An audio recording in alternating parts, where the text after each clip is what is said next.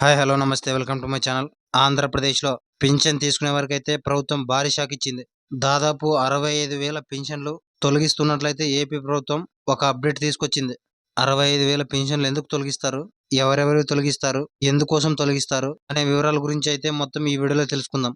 మీరు చేయాల్సిందల్లా ఒకటే, ఈ వీడియోని ఎక్కడ స్కిప్ చేయకుండా లాస్ట్ వరకు చూడండి. అప్పుడే మేము చెప్పే ప్రతి మాట మీకు బాగా అర్థమవుతుంది. అలాగే వీడియోని ఒక లైక్ చేయండి. మీరు చేసే ఒక లైక్ మాకు మరిన్ని వీడియోలు చేయడానికి ఎంతో బూస్టప్నిస్తుంది. కాబట్టి ఖచ్చితంగా లైక్ చేయండి. ఇక వివరాల్లోనికి వెళ్తే, కూటమి ప్రభుత్వం ఎన్టీఆర్ భరోసా పింఛన్లకు సంబంధించి ఒక కీలక నిర్ణయం తీసుకుంది.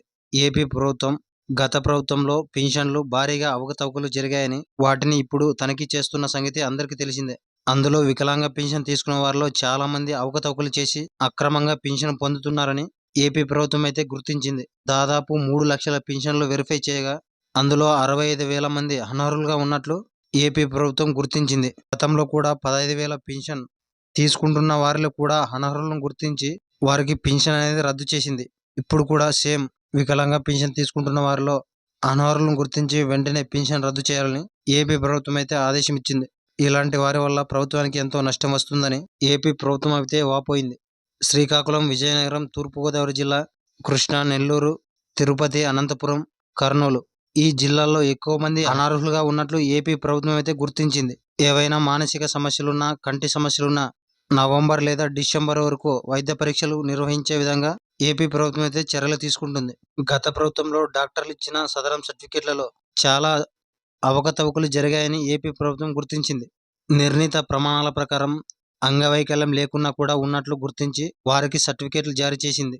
కొంతమందికి 30%, 20% అలా ఉన్నా కూడా 40% కంటే ఎక్కువగా వేసి వారికి పింఛన్ వచ్చే విధంగా చూశారని అధికారులైతే చెప్పుకొచ్చారు. కొత్తగా దివ్యాంగులు పింఛన్కు దరఖాస్తు చేసుకోవడానికి సదరం సర్టిఫికెట్ అవసరం కాబట్టి వారికి ఈ నెల మొదటి వారం నుంచే వైద్య పరీక్షలు నిర్వహిస్తున్నారని కూటమి ప్రభుత్వం అంది.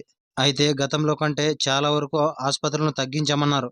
దీనివల్ల స్లాట్ బుకింగ్ కోసం చాలా మంది పోటీ పడుతున్నారు. ప్రస్తుతం 6,000 పింఛన్ తీసుకుంటున్న వారిలో అనర్హులను గుర్తించడానికి కూడా వైద్య పరీక్షలు చేస్తున్నారు కాబట్టి వైద్యుల కొరత కొద్దిగా ఉంటుందన్నారు. కూటమి ప్రభుత్వం అనర్హులను గుర్తించి పింఛన్ తొలగించడంపై మీ స్పందన ఏమిటి? కింద కామెంట్లో తెలియజేయండి. అలాగే వీడియోని ఒక లైక్ చేసి మీ ఫ్రెండ్స్ అండ్ ఫ్యామిలీకి ఈ వీడియోని షేర్ చేయండి. ఆ విధంగా షేర్ చేయడం ద్వారా వారు కూడా విషయాన్ని తెలుసుకుంటారు. కాబట్టి ఖచ్చితంగా షేర్ చేయండి.